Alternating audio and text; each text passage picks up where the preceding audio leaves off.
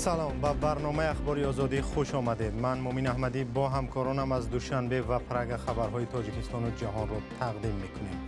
امروز 31 می است. نگاه به محتوای برنامه. از 9 تا 11 سال زندان، دادگاه عالی تاجیکستان حکم یک افسر و 7 سرباز کمیته دولتی امنیت ملی را برای لطوکوب سربازان جوان اعلام کرد. هزاران ساکنی تاجیکستان هشدار از مرگ را نادیده میگیرند و سیگار میکشند. تلاش‌ها برای کاهش نازکشی و سیگارکشی در تاجیکستان. آدم‌ها باید سیگار نکشند برای که آینده فرزنداش دیده نمیتونن ایروی هم سیگار شده. نگرانی از خراب شدن یادگاری‌های باستانی تاجیکان در کوهستان نورتای ازبکستان. قلعه فجگ را کی ساخته بود؟ این قلعه در اساس طرح شغدیان ساخته شده است. و برنامه را با خبری آغاز میکنیم که تازه دسترسی ما شد. دادگاه عالی تاجیکستان یک افسر و 7 سرباز را به لطوکوب نوسکران در یک قسم نظامی نیروهای مرزبانی کمیته دولتی امنیت ملی گناهکار کرد. 2 افسر 11.5 سالی و 4 سرباز 9.5 سالی از آزادی محروم شدند. نظری سربازان و افسران، خانواده و وکیلان مدافع آنها به حکم فعلا دسترس نیست. مولا رجب یوسفی با جزئیات بیشتر.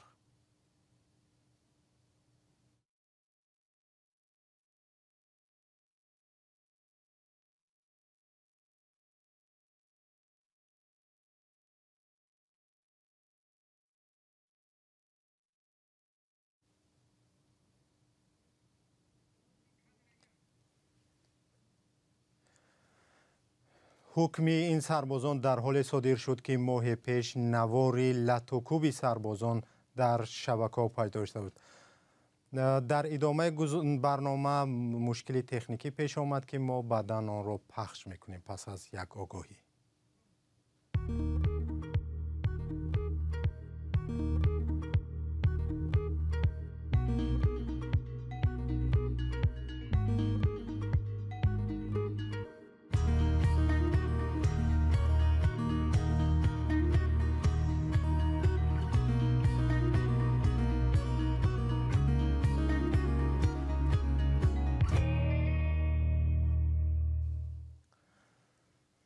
در تاجیکستان سالهاست مقامات از تدبیرهایی که برای محدودیت سیگارکشی پیش بینی شده است خبر میدهند، ولی ظاهرا شمار نازکش و سیگارکش ها در کشور کم نشدند.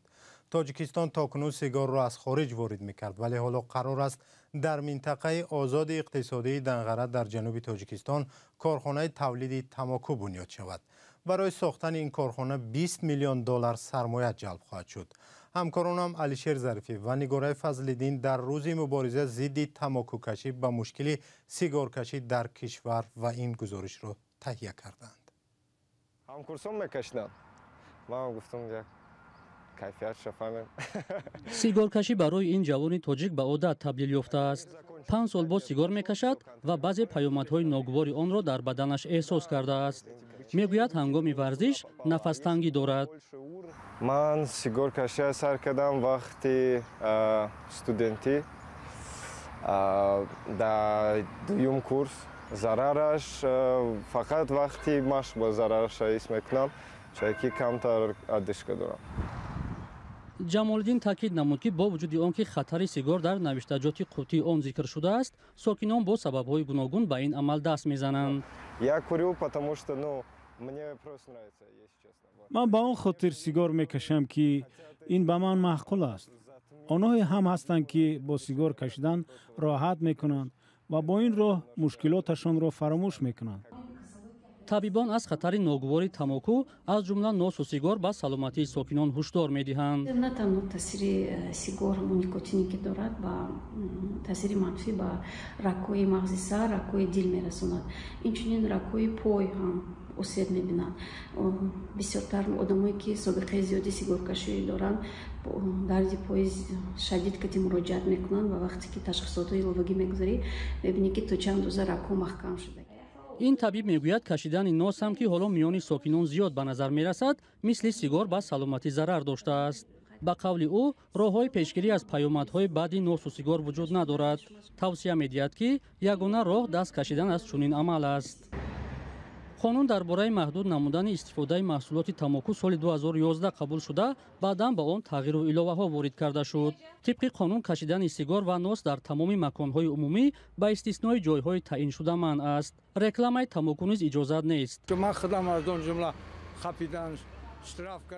сокинон дар бораи паёмадҳои кашидани сигор ба саломатии инсон назарҳои гуногун доранд. одами баақл, одами солим ҳеҷ вақт на нос мекашад, на сигарет, на арақ. ва дар ҷои ман хонда будам ки 1 грамм ба фикрам ҳамун никотине ки дар таркиби вай ҳаст. никотине ки дар таркиби ҳамин сигор ҳаст, аспа мекашад. хайк одамизод ба шуша нест мекунад. мағзи сарам. вообще ҳама вина. нафаскашӣ ва шиш пеш бисёр зарари чӣ дорад. чӣ мегӯянд? зарари манфӣ дорад. шумо сигор мекашед? Не. Дамо бояд сигор накашанд, барои ки оянда фарзандо шида наметавонанд айрӯи ҳами сигор шида. омори соли 2018 нишон медиҳад ки дар тоҷикистон беш аз 5 миллион нафар тамоку мекашанд ки 78% онҳоро мардон, 10% занон ва 12% дигарро ноболиғон ташкил медиҳанд. вале феълан теъдоди дақиқи сигору носкашҳо дар кишвар маълум нест. гузориши ҳукми як афсар ва 7 сарбози тоҷик ҳоло омода шуд ва инҷо тамошо кунед. حکم 8 سرباز و افسر روز 3 می از طرف دادرس کلیه حربی دادگاه عالی در شهر خوجند اعلان شد. مقامات جزئیات آن را نمیگویند. روز 31 می در کلیه حربی دادگاه عالی به خبرنگاری رادیوی آزادی گفتند با سببی به قوه قانونی ندرآمدن حکم آن را شرح دادن نمیتوانند. دادگاه سربازان فخرالدین عظیموف، محمد نظر ناظموف، سنت الله خلمتوف و جانبه قاسم زاده را به 9.5 سال زندان محکوم کرده است. سربازان دیگر اعظم جان کمالوف، حاجی اکبر سیف الله و شمس الله یوسفوف 11.5 سال زندان گرفتند. 4 سرباز به ویران کردن قاعده‌های آیین‌ناموی و 3 نفر دیگر بر علاوه این اتهام باز به سوء استفاده از وکالت گناهکار شدند. پادپالکومنیک نزهت لزوریف به 11.5 سال زندان محکوم شد. این افسر به سوء استفاده از مقام و برآمدن از حد وکالت خدمتی گناهکار شده است. این بند قانون از 8 تا 12 سال زندان را در نظر دارد. معلوم نیست که 8 سرباز افسر حکم دادگاه را قبول کردند یا نه. تلاش های ما برای پیدا کردن نزدیکان یا وکیلان دفاع سربازان و افسران به نتیجه بود. مسئولان کلیه حربی دادگاه عالی گفتند مرافعه به طور باز و در بینای دادگاه حربی گرنیزانی شهر خوجند گذشت. نمایندگان 2 تلویزیون محلی ولایت سوغد مرافعه را ثبت کردند. 8 سرباز و افسر آخر ماه اپریل امسال و به دنبال پخش نوار لاتوکوبی سربازان بازداشت شدند. پخش این نوار در روزهای دعوت بهاری جوانان به ارتش خشم بسیاری‌ها را در شبکه‌های اجتماعی برانگیخت. مولا رجب یوسفی، امیر اسایف، آزادی، دوشنبه. و گزارشی از ایران. پیشنهاد ازدواج یک عاشق با معشوقش در ایران سبب از کار رانده شدن 2 مسئول بخش فرهنگ شده است. در نواری که در شبکه‌های اجتماعی نشر شد، مرد با یک زن در آرامگاه شاعری معروف فارس حافظ شیرازی پیشنهاد ازدواج میکند و او را آغوش میگیرد. زن در نوار بی روی سری است و مقامات ایران با ادعای آن که نوار حالتهای ضد اخلاقی دارد چند نفر را جزا دادند. زرنگیز نوروزشاد در این باره گزارش دارد. این صحنه شاد و عاشقانه خواستگاری از یک جوان دختر در ایران مقامات را به خشم آورد و باعث از کار رانده شدن 2 مسئول شد. این نوار در شبکه‌های اجتماعی پخش شد. در آن لحظه پیشنهاد ازدواج با یک دختر تصویر شده است. مرد در نزد مقبره شاعر نامدار حافظ در شهر شیراز دوست دخترش را خواستگاری می‌کند. مقامات گفتند در ویدیو صحنه‌های جای دارد که ضد قانون‌های اخلاقی ایران است. در آن زنان حجاب ندارند و جفت عاشق در میان مردم همدیگر را به آغوش می‌گیرند و موسیقی صدا می‌دهد. رسانه‌های ایرانی خبر دادند که در پی نشر این نوار سردار آرامگاه دستگیر شده است. رهبر میراث فرهنگی و سیاحی ولایت را نیز بازداشت کردند. اما در شبکه‌های اجتماعی آدمان بسیار جفت را طرفداری کردند.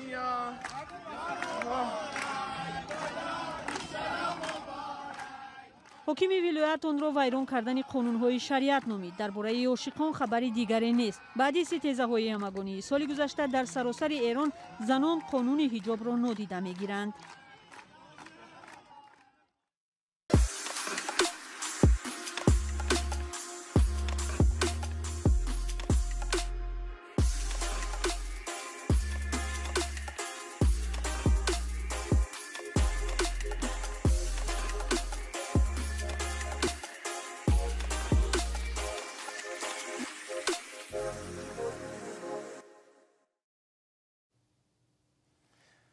برنامه را با گزارشی از ازبکستان ادامه می‌دهیم. عالمان و زیایان منطقه‌های تاجیک نشین در ولایت نوایی ازبکستان از نابود گردیدن یادگاری‌های تاریخیشان اظهار نگرانی دارند. چندین قلعه و نگاره‌های قدیمی در کوهستان نورعطا که عصرها پیش ارض هستی کردند خراب گردیدند. ساکنان میگویند باید در این موضع کاوش‌های باستانشناسی گذرانیده شود و این میراث کهن بنیاد حفظ گردد. فرزان محمدی در این موضوع گزارش می‌دهد. در بلندی بیش از 1000 متر در فراز دهه ایج کوهستان نورعطا قلعه قدیمه فیجک گویا آخرین نفسهایش را میکشد. ساکنان اینجا حدس میزنند که این باششگاه عصر 2 پیش از میلاد ساخته شده، در آن اساساً نظامیان و درباریان منطقه زیستند. به باور باشندگان دهه‌های کوهستان نورعطا گذشتگانشان در این گونه قلعه‌ها زندگی میکردند و این سوراخی ها را همچون دیدبانگاه نظارتچیانشان استفاده می‌بردند. یعنی هنگام آمدن هجومگران و ثبتکاران آنها از اینجا نظارت کرده و به دیگران آگاهی می‌دادند. بعد پایان رفتن این ضبطکاری ها آنها زندگی را در پایان این منطقه در جایهای همواره و دامن کوه‌ها اختیار کردند. کلمه فیج شکل دیگر شده پیک را داشته است. یعنی این قلعه را به عنوان خبررسان و پیکرسان مردم اینجا استفاده می کردند. قلعه فیجک در مساحت بیش از 100 متر مربع جایگیر شده است. دیوار مدور سربر آن که از سنگ‌های عظیم ساخته شده است به اندازه راه عرابه عرض دارد. در بالای این قلعه دکتر علم‌های بیناکاری دادا عوض و نازل گفتنی زاده دهه شینتب کار علمی و تحقیقات بردگی. ما همراه اونجا بسیار برآمدگیم. از روی آورده آن کس این قلعه در اساس طرح شغدیان ساخته شده است. فقط همین موافقه ما نوشته جای بسیار آدمانی که اینجا رو تحقیق کرده نوشتن میدونم که اصلی ما سوختی. هرچند حالا در اینجا غیر دیوار و سنگ تپه دیگر چیزی مشاهده نمی شود، آموزگاران دهه ایج میگویند در عمق آن رمز و رازهای نهفته است. محل‌هایی که سرنوشت تاریخی دارند باید بازآموزی شوند، باید پژوهش‌های دقیق در اینجا انجام شود. این گونه کارها را حکومت ازبکستان توسط همون وزارت فرهنگی و میراث نیاگان انجام داده است. چون در ما دهه شفت ما، دهه بغل دست ما در سینتر بسیار کارها صورت گرفت و برای همین یادگاری‌هایی که در آنجا هست راه‌های آسفالت و کوپروک‌های دسترسی ساخته ایستاده است. بسیار همین سال گذشته نزدیک 100 میلیون برای اون جلو کردن. یعنی این خیلی کارهای آبادانی و فراهم آوردن مقال‌های بازدید برای جهانگردان درست برشون ایستاده است. و امید داریم که در ایج هم این گونه پژوهش انجام می‌شود و این کارها را انجام می‌دهیم.